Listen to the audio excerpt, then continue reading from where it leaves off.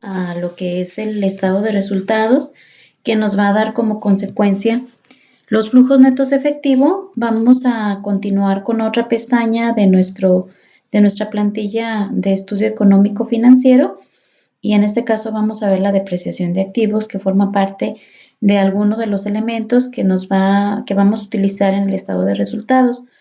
La depreciación, como sabemos, pues es cómo es que las mercancías se van disminuyendo su valor contable, y cómo la vamos a considerar para estimarlos, para ayudarnos en los flujos netos de efectivo. Bueno, primero lo que tenemos que hacer es dividir la diferente maquinaria y equipo de la siguiente forma. Una línea va a ser la maquinaria y equipo como tal. Bueno, aquí yo le puedo poner maquinaria y equipo. Maquinaria y equipo, que está de acuerdo a la ley del ISR, o a una ley, no recuerdo ahorita el nombre, me parece que es la ley del ISR, tiene un valor de depreciación del 10%. Hay que revisar nuevamente la ley y ver si estas cantidades siguen siendo igual, aumentaron o disminuyeron. Otra es los vehículos. Separamos los vehículos de la maquinaria y equipo porque los vehículos tienen un valor de depreciación de 25%. Entonces, por eso es que los dividimos. También vamos a dividir las construcciones, y en nuestro caso, este valor de construcciones equivale a lo que vimos en el estudio técnico, que fue obra civil y construcción. Entonces, lo que hayamos invertido en obra civil y construcción lo vamos a poner en esta sección que son construcciones.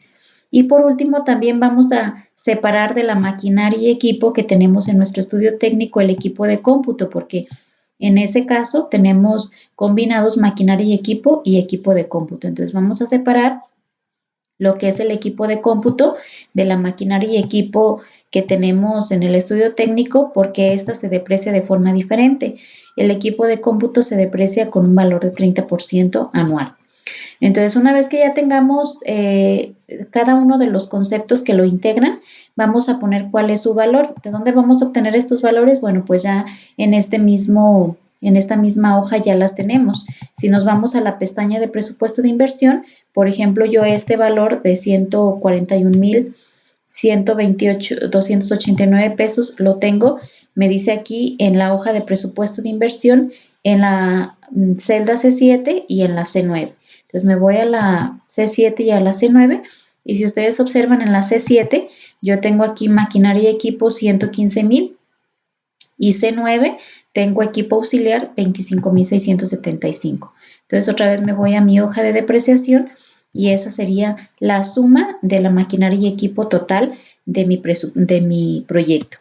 Y en vehículos, yo estoy pensando en que voy a tener una motocicleta con valor de 129,000, y es el costo que también observamos aquí en el presupuesto de inversión fija, y lo puse acá en depreciación con un valor de 129,000. En construcciones, bueno, esto lo vamos a ver, me parece que también lo tengo en presupuestos, equipo de cómputo en instalaciones, no lo tengo. Esto también lo tuvimos que haber obtenido del estudio técnico con un valor de, sí, es la hoja C6, es la celda C6. C6. Obra civil, edificio y obra civil, 38,945. Entonces, esas cantidades de aquí las estoy obteniendo. Y por último, pues el equipo de cómputo que les comento que lo separamos, equivale a 12,345.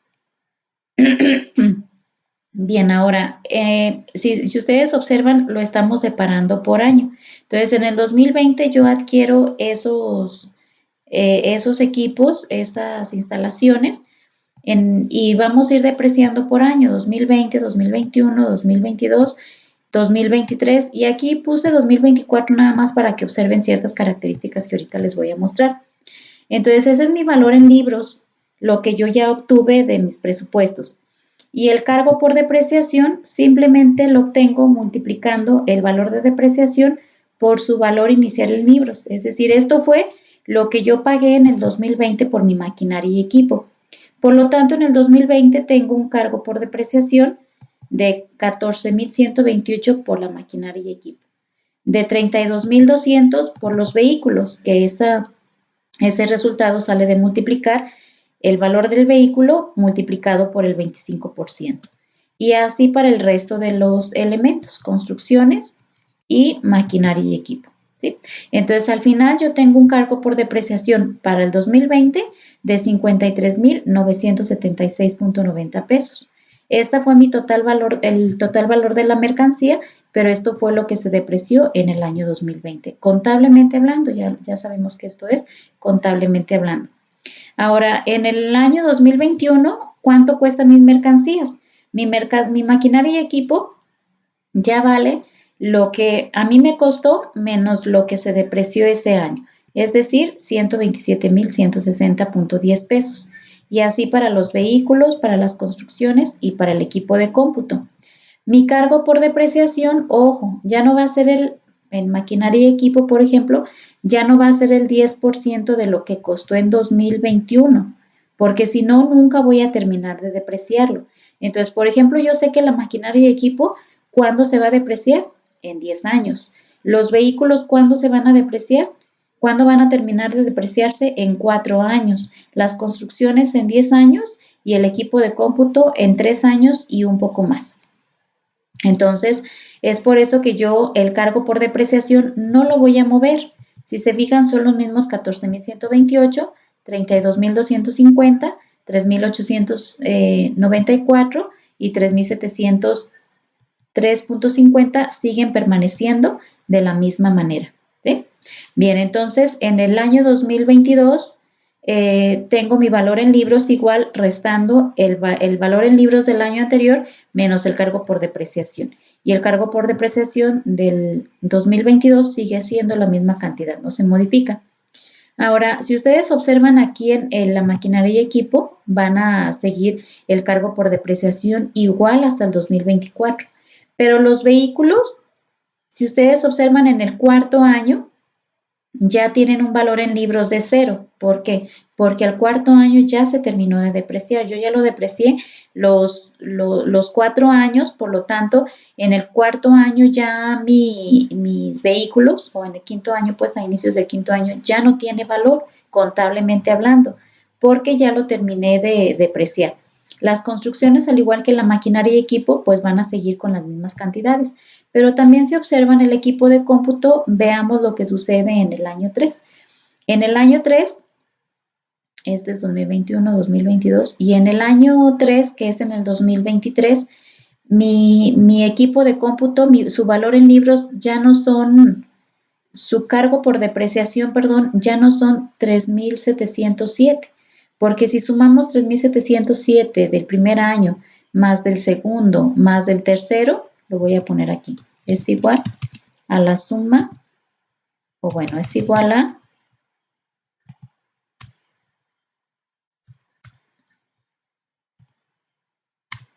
me da 11,110 y mi equipo vale 12,343. Entonces, si lo intentara depreciar también el cargo por depreciación fuera la misma cantidad en 2023, se excedería de lo que me costó realmente. Por lo tanto, es que aquí yo ya lo deprecié 30%, más 30 son 90 y aquí únicamente lo puedo depreciar el 10%. Si lo hago de esa forma, entonces ya voy a sumar mi 100% de lo que me costó el equipo de cómputo y es por eso que el cargo por depreciación en el último año, en el cuarto año, es nada más de 1,234. Bien, entonces con eso lo que nos va a servir de esta hoja de depreciación de activos son los cargos por depreciación que vamos a obtener por año. Es por eso que los primeros 3 años, si ustedes observan, es la misma cantidad, pero el cuarto año ya disminuyó a 51,000. ¿Por qué? Por lo que cuesta el equipo de cómputo. Este lo agregué únicamente para que ustedes vieran, este año en mi caso, porque yo nada más estoy proyectando a 4 años, lo agregué únicamente para que ustedes observaran los vehículos cómo es que se deprecian y hasta qué punto se termina su cargo por depreciación. Bien, entonces terminamos con esta pestaña y nos vamos a ir a la siguiente pestaña que es amortización. La amortización significa lo que nosotros vamos a estar pagando en cuanto a los créditos en caso de que hubiésemos pedido un crédito con alguna institución financiera. Si yo no tengo crédito con alguna institución financiera, bueno, a lo mejor nada más voy a poner una amortización con un crédito familiar, etcétera. Entonces, ahorita vamos a ver cómo es que se compone esta pestaña de amortización. Si ustedes observan, en la parte inicial, yo lo que tengo aquí es la forma como financié mi proyecto. Entonces, esta tabla la obtuve del paso anterior, que fue el financiamiento del proyecto de inversión. Entonces, en mi caso, yo elegí 3 fuentes de financiamiento, que fueron recursos propios, 50,000 pesos. Eso no me genera interés y por lo tanto no tengo ningún plazo para pagarlo. Segundo, préstamo con familiares equivalente a 100,000 pesos. Para este segundo fuente de financiamiento, tampoco mis familiares me están prestando con interés, pero sí me dan un plazo de 2 años para pagar. Y aquí tengo un asterisco. ¿Qué significa? Dice que voy a pagar en 2 exhibiciones, es decir, 2 momentos. 50,000 pesos cada una, la primera en el año 1 y la segunda en el año 2. Y entonces tengo una tercera forma de financiamiento que equivale a 257,238.95 pesos con un crédito en Prende Banorte con una tasa de interés anual del 12% y que va a ser pagadero a 3 años. Entonces, esto es lo que yo voy a mostrar en esta primera sección. Por ejemplo, aquí esta amortización de crédito Banorte equivale a la última fuente de financiamiento que fueron los 257,000 y cacho. Entonces, tengo aquí lo que es el año, el monto del crédito. En el año pues van a ser 2020, 21, 22. En el 2020 yo lo solicito y lo voy a pagar en 3 años. Quiere decir que lo voy a terminar de pagar en 2023.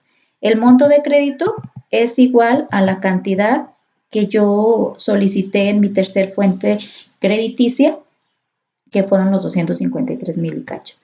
Y luego tengo un pago de interés. Bueno, en el año 1 no voy a pagar interés porque en ese año lo solicité. Tengo el abono a principal. El abono a principal significa el abono que yo hago a la deuda. Es decir, si yo pedí 257,000, el abono a principal significa lo que estoy abonando a esos 257,000. Y el pago de interés, como su nombre lo indica, es el pago únicamente del interés que tengo que dar al banco por el préstamo de los 257,000. Y mi pago total es la suma tanto del abono a principal o a capital, también se le llama abono a capital, y del interés que estoy pagando. Y el saldo es lo que me resta por pagar, es decir, si yo pedí 257,000 y ya aboné a capital 57,000, entonces para el siguiente año nada más debo 200 y así sucesivamente. Bueno, entonces, esto, ¿cómo lo vamos a calcular? Hay unas fórmulas que ya nos proporciona Excel para poder hacer el cálculo de manera más sencilla. Entonces, vamos a estructurar nuestra tabla de esta forma y vamos a poner ya aquí el monto de crédito y vamos a ir con el año 1.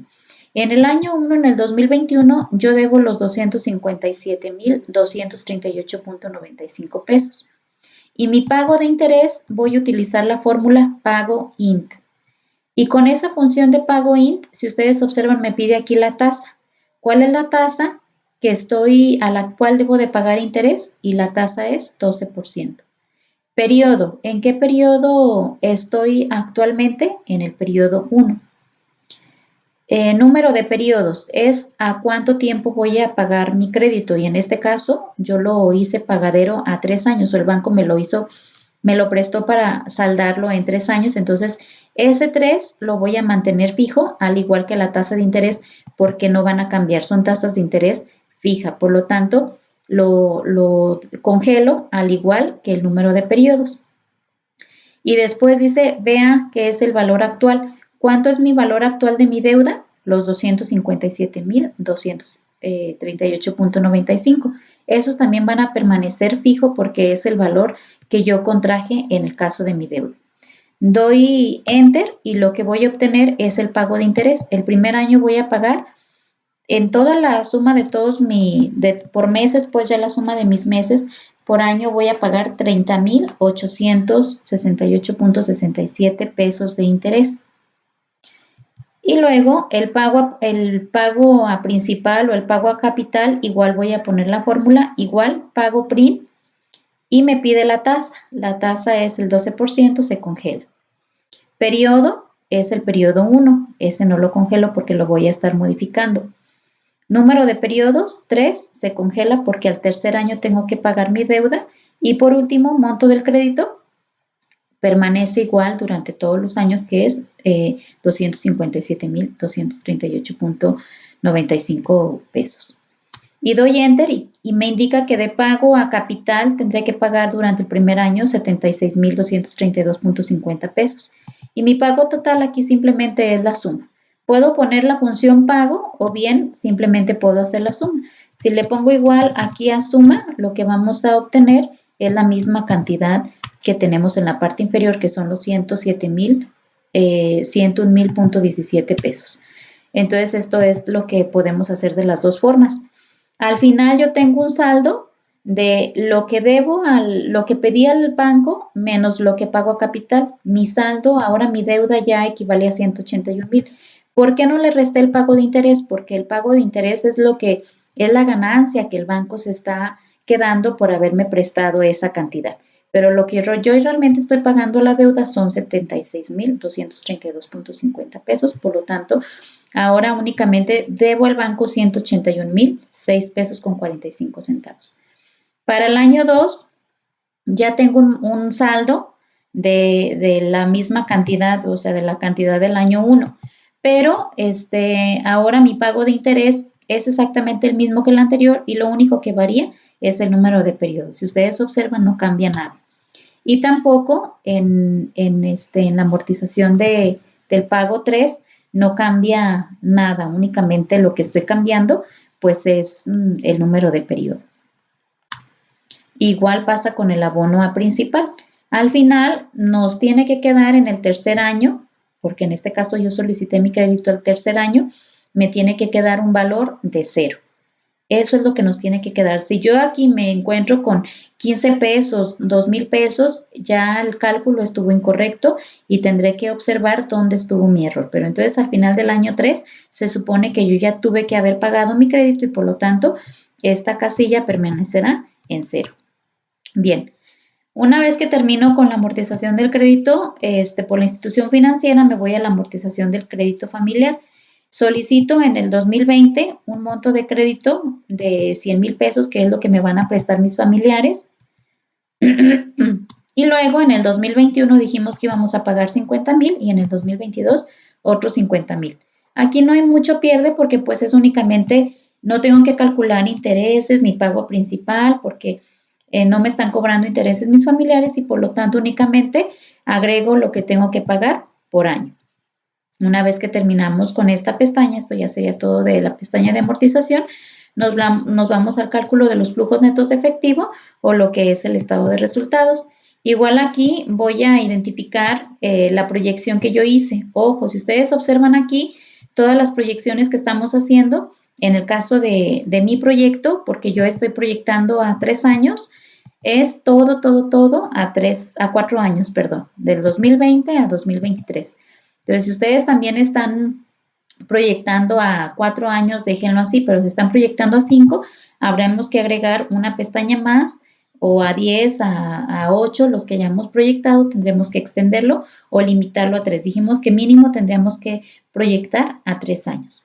Bien, entonces ya estando en esta pestaña, observamos cómo es que se compone el estado de resultados y aquí yo tengo de forma inicial mis ventas menos los costos variables de producción es igual a mi utilidad bruta, menos costos de administración, menos costos fijos de producción, menos costos de comercialización, menos depreciación, menos el costo financiero, me da mi utilidad antes de impuestos.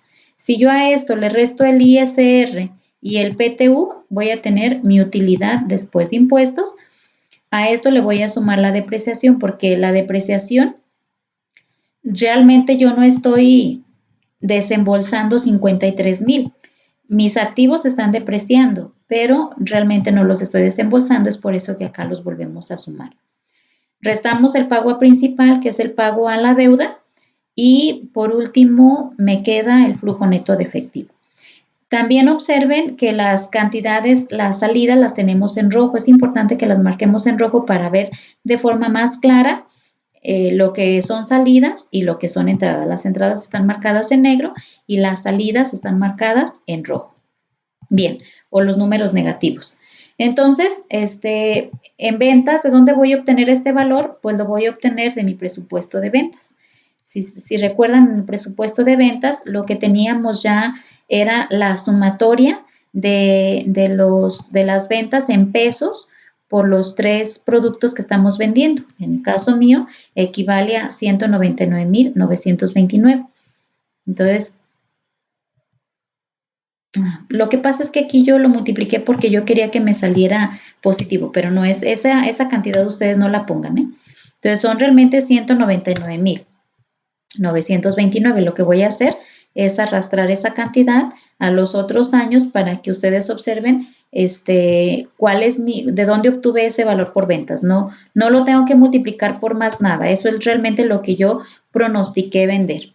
Ahora, a esa cantidad le voy a restar mis costos variables de producción, que es lo que me cuesta a mí producir las tortillas, y esos costos variables de producción, bueno, ya vemos aquí que se obtienen del presupuesto de costos de producción en la pestaña de 17, y lo voy a multiplicar por -1 para que me dé un valor negativo, y lo puse en color rojo para que se vea que es un gasto o una erogación. Es un valor negativo porque lo que estoy haciendo es restarle a mis ventas lo que me cuesta producirlos. Y luego tengo una utilidad bruta que es simplemente la suma de ambos. Si se fijan, ya no tengo que restar, porque si resto, en lugar de tener un valor positivo, en lugar de estarle quitando a 199,000, 136,000, lo que estaría haciendo realmente es sumar, porque menos por menos son más. Entonces, aquí nada más lo que hacemos es una suma. A eso le voy a restar mis costos de administración, que estos ya los obtuvimos de los presupuestos de costos, menos los costos fijos de producción, menos los costos de comercialización, menos la depreciación, que también ya viene de la pestaña correspondiente, menos el costo financiero. ¿El costo financiero qué es? El pago de interés. Entonces, esto corresponde al pago de interés del año 1, que por cierto aquí está mal, ¿eh? Entonces, aquí, si ustedes se fijan en el 2020, el pago de interés yo lo tengo en 0. Entonces, más bien aquí yo me equivoqué. Esto tendría que ser Control C, Control V. No, aquí es igual a, me voy a amortización y le pongo esta cantidad. Y lo arrastro. Ahí yo estaba mal. Bien, entonces aquí tengo 0. Y luego utilidad antes de impuestos, ya me salen números rojos, automáticamente me salió números rojos. ¿Por qué? Porque yo tenía 63 ya nada más pesos, 63,000 pesos, menos todas estas cantidades. En lugar de tener ganancia, estoy teniendo pérdida por 193,000, por 230, por 227 y por 221. Entonces, bueno, eso es mi utilidad antes de impuestos. El ISR, es por eso que acá lo multipliqué por 2.5, chicos, porque lo que quería era que salieran números positivos, pero ahorita los cambio nuevamente para ver cómo es que cambian los valores. El ISR, en este caso yo elegí ser una persona física con actividad empresarial. Entonces, lo que hace el SAT es que el SAT, cuando eres una persona física, en el año 1,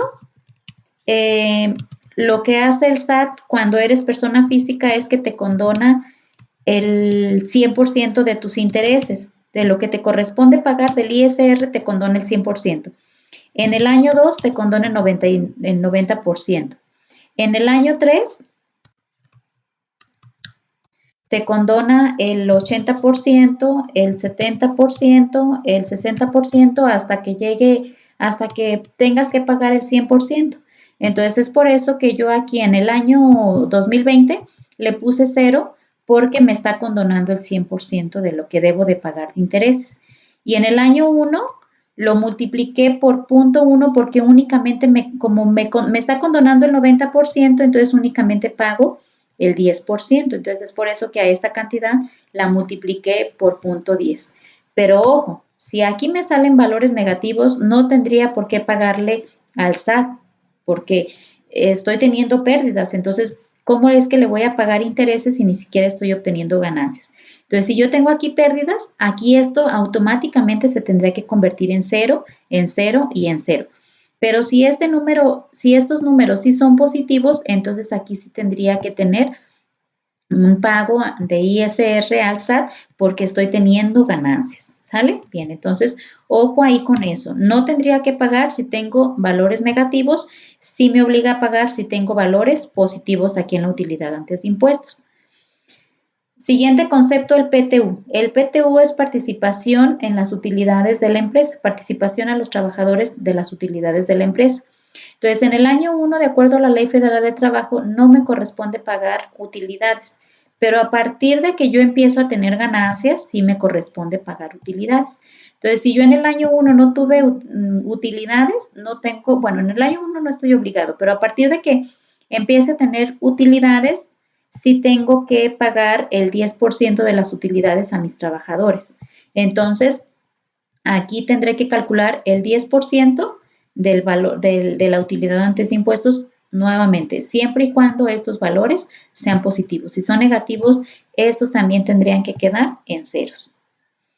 Y luego tengo la utilidad después de impuestos. Entonces, la utilidad después de impuestos es lo que tenía antes de impuestos menos el ISR menos el PTU. Entonces, ustedes aquí observan, mi suma equivale, bueno, aquí está mal porque no tengo ganancias, pero sería la suma de los tres conceptos.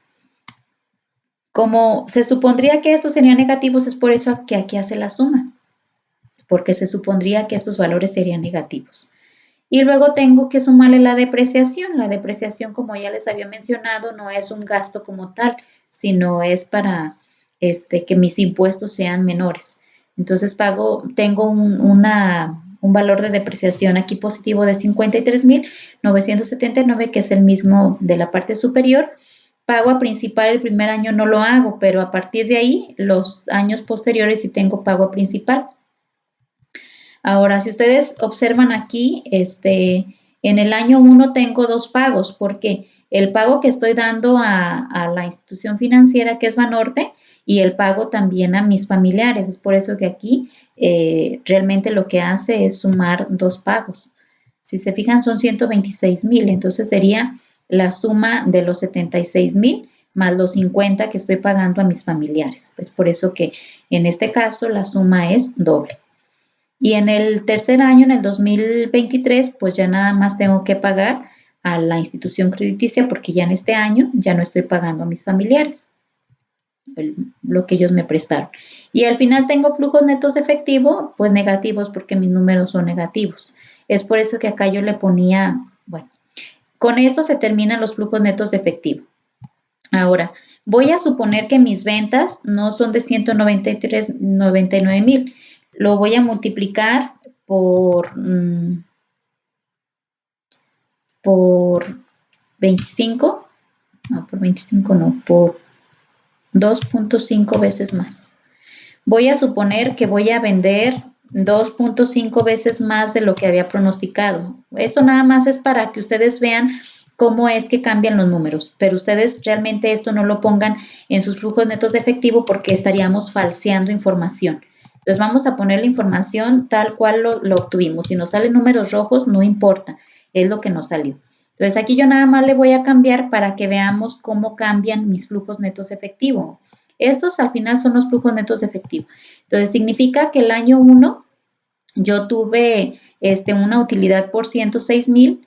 De eso no le voy a restar ni el ISR ni el PTU porque el año 1 dijimos que el SAT me condona el 100% y PTU porque no estoy obligada a pagar ese año. Y luego tengo utilidad de 106,000 más la depreciación más el pago principal, tengo una utilidad del año 1 de 160,000. En el año 2, si ustedes se fijan, ya tengo pérdidas. ¿Por qué? Porque en este año ya tengo que pagar ISR. Y si se fijan, ya el ISR ya es el 10% de este valor, ¿sí? Y el PTU también es el 10% de este valor porque es lo que corresponde pagar de utilidades. Y luego tengo la depreciación, tengo un pago principal, aquí ya se me hace negativos porque ya estoy pagando 126,000. tanto el pago a capital del banco como el pago a mis familiares. Es por eso que tengo una pérdida de 12,929 ese año. Y luego en el año 2 tengo utilidad antes de impuestos de 81,000, pero aquí acuérdense que ya tengo que pagar el 20% de lo que gané. Entonces es por eso que mi ISR cambia, no es igual que el año 1. Y el PTU es el 10% de la utilidad que tuve durante ese año, y lo mismo pasa en el año 3. Mi pago al SAT aumenta porque tengo una ganancia más alta, y el valor de por punto 3, sí. Y el PTU es el 9% de la utilidad de ese año. Y luego, bueno, pues aquí ya tengo la depreciación es un poco más pequeña, el pago a capital, y es por eso que ya en el cuarto año otra vez vuelvo a tener utilidades, porque lo que estoy haciendo pues es ya pagar una cantidad más pequeña a principal. Una vez que ya tenemos esto, nos vamos a ir al cálculo del análisis financiero para saber si nuestro proyecto es rentable o no es rentable, y lo que vamos a hacer es calcular el valor presente neto y la tasa interna de rendimiento o la tasa interna de retorno. Pero para eso tengo que calcular antes lo que es la TEMAR y agregar lo que son mis flujos netos de efectivo, que es esto que observamos nosotros aquí, es exactamente esta última parte. Es esta última parte. Y la TEMAR, ¿cómo se compone? La TEMAR, si ustedes observan aquí, se compone o es igual a la suma primero de la inflación más el premio al riesgo, más la inflación por el premio al riesgo. Ese es el cálculo de la TEMAR. Y la TEMAR, se compone, dijimos, de estos dos elementos, y entonces tenemos que investigar, yo sugiero investigar en Banxico,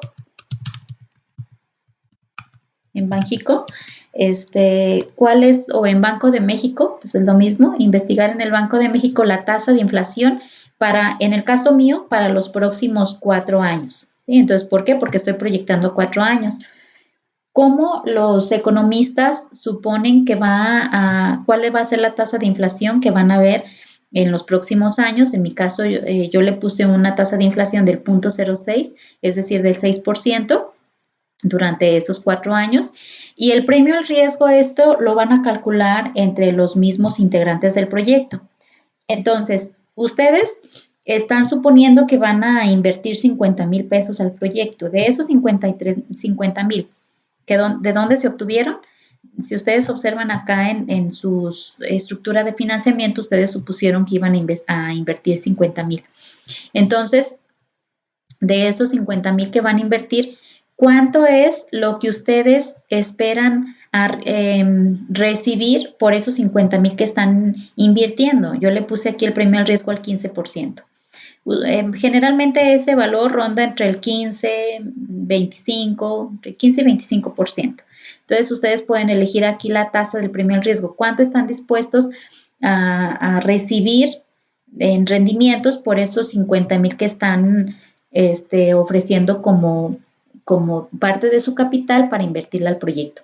Ahora, si ustedes no tienen recursos propios, esta celda se va a quedar en blanco, no la vamos a poner. Se va a dejar en blanco si yo no puse un recurso propio en el cual invertir en el proyecto. Entonces, una vez que ya tenemos esto, ya calculamos el valor de la TEMAR, y lo que vamos a hacer es primero el cálculo del BPN. Y el cálculo del BPN, voy a poner también la función de la fórmula, que es igual al valor neto actual, que es igual al BPN.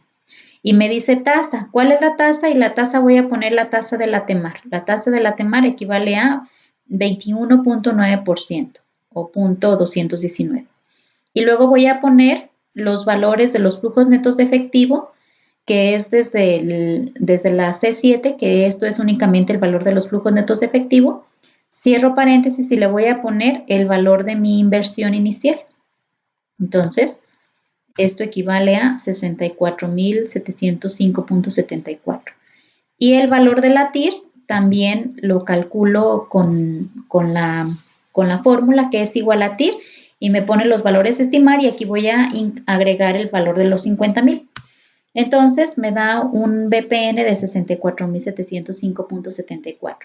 Con esto es que ya voy a concluir. Si el valor del BPN es positivo, ¿qué significa? Esto es igual a que el proyecto es rentable. Significa que el valor de mi proyecto dentro de 4 años equivale a 64,705.74 pesos. O es lo que vale, pues sí, en mi dinero a ese plazo o durante ese tiempo. Pero si el valor del BPN me da un valor negativo, entonces significa que mi proyecto no es rentable. En lugar de estar ganando, estoy perdiendo. Entonces aquí lo que tenemos que hacer es concluir, no nada más tenemos que dejar estos cálculos, sino tenemos que concluir si el proyecto es o no rentable de acuerdo al valor del BPN y el valor de la TIR. En el valor de la TIR, ¿cómo podemos evaluarlo para saber si el proyecto es rentable? Si la TIR es mayor que la TEMAR, el proyecto es rentable. ¿Por qué? Porque entonces significa que la TIR ya consideró que yo estoy dispuesto ya con el valor de la inflación y del premio al riesgo, tendría que recibir mínimo 21.9% de rendimientos. Pero si no obtengo eso, entonces mi proyecto no es rentable. Entonces, en este caso, el proyecto es rentable tanto con el BPN con la TIR. Por lo tanto, puedo concluir que mi proyecto es rentable. ¿Sale? Entonces, aquí voy a poner de acuerdo con el cálculo del valor presente neto y de la TIR, el proyecto es rentable.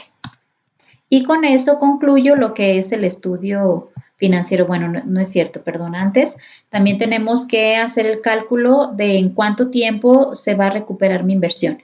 Entonces, esto ya se los dejo a ustedes para que ustedes lo terminen de investigar. Me parece que en la materia de análisis financiero, ustedes ya vieron esta información, calculan a cuánto tiempo van a recuperar su inversión. En este caso, yo la recupero hasta el año 2023, mi inversión, pero hay que ver en qué, más o menos cuántos años con meses recupero la inversión. Ustedes hacen ese cálculo y ponen aquí su tabla o lo que necesiten poner de información en esta misma hoja de análisis financiero y por último concluyen cuál es el resultado de este proyecto.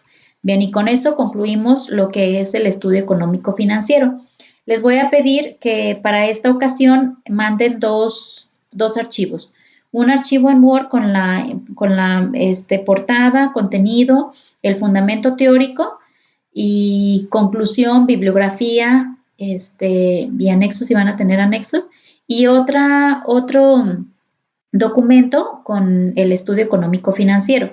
Pueden poner en Excel, pueden poner un hipervínculo o un objeto, no recuerdo cómo se pega, en el mismo documento de Word, pero asegúrense de que sí se abra, porque hay ocasiones en que los ponen y como yo no tengo ese archivo aparte, ese archivo en Excel, no los puedo abrir. Entonces, inténtenlo pegar, pero de todas maneras agreguen a la entrega la plantilla de Excel del estudio económico financiero.